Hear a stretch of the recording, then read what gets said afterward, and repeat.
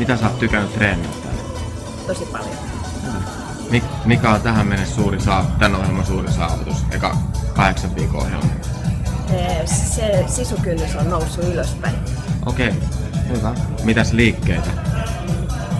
Sanoit, että sä pystyt tekemään kyykyn nykyään. Noniin. Pääsen vielä ylöskin. Hyvä. Noniin. Saiko sä kyykkyä tehtyä ennen tätä? En saanut. Joo. Tää on ihan uutta. Aiemmin oli tässä. Joo. Mihin se on vaikuttanut arjessa? Reisilihaksiin. Kävelyyn. Askel on keventynyt.